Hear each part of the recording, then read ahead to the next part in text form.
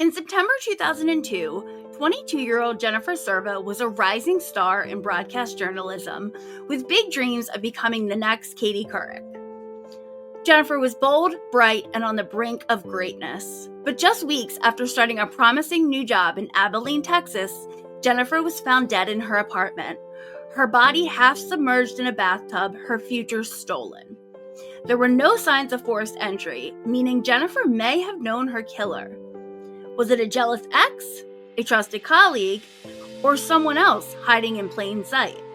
Over 2 decades later, the question still lingers. Who killed Jennifer Servo? It's Friday, and you're listening to MU Minis.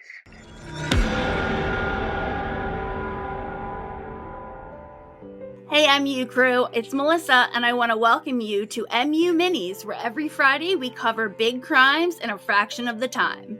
But don't worry, our full-length deep dives still drop every Tuesday.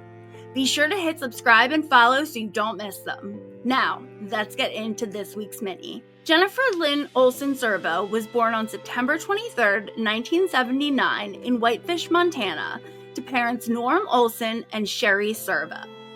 Growing up, Jennifer was a bubbly and precocious child who played in the band, ran cross country, and was even a high school cheerleader.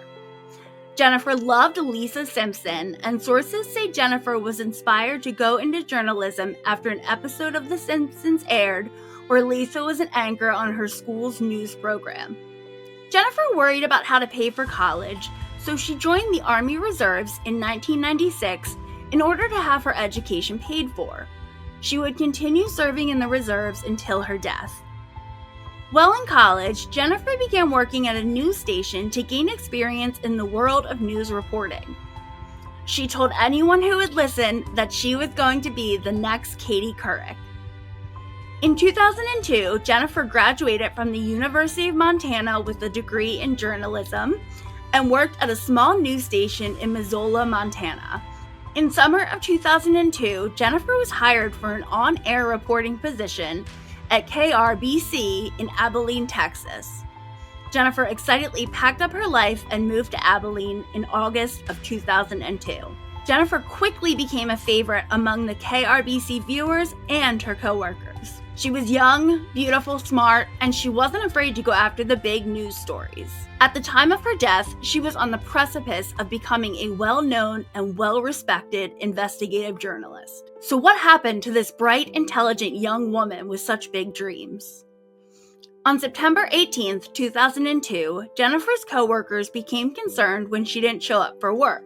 They soon realized no one had seen or spoken to Jennifer since 2 days prior, the night of September 16th, when she had gone shopping with a colleague, meteorologist Brian Travers.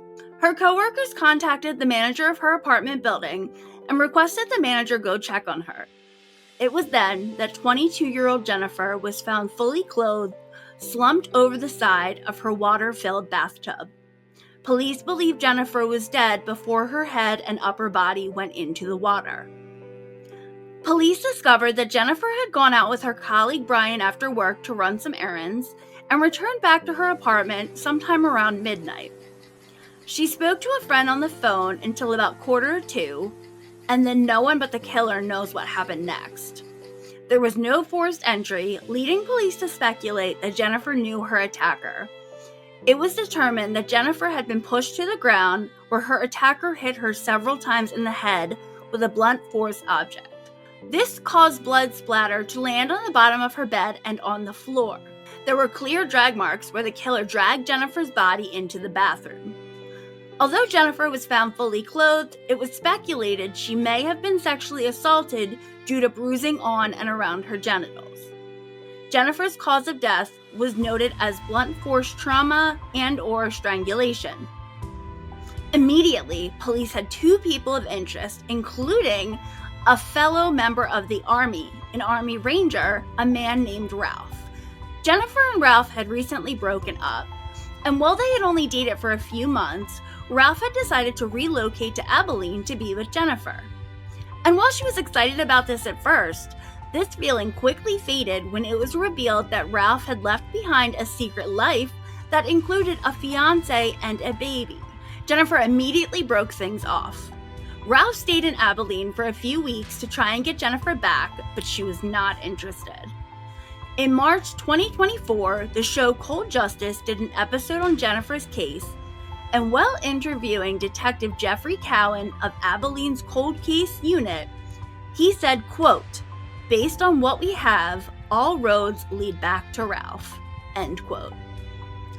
Following the Cold Justice episode, the show's host, Kelly Sigler, told Jennifer's family that the detectives were going to present their case to the prosecutor, seeking charges for the murder of Jennifer Servo against Ralph Sepulveda. As of this recording, no charges have been filed. If you know anything about the murder of Jennifer Servo in Abilene, Texas in September 2002, please contact the Abilene Cold Case Unit at 325-676-8477. That's all for this week's MU Mini. Tune in on Tuesday for our next full-length episode. And until then, stay safe, stay curious, and stay unscripted.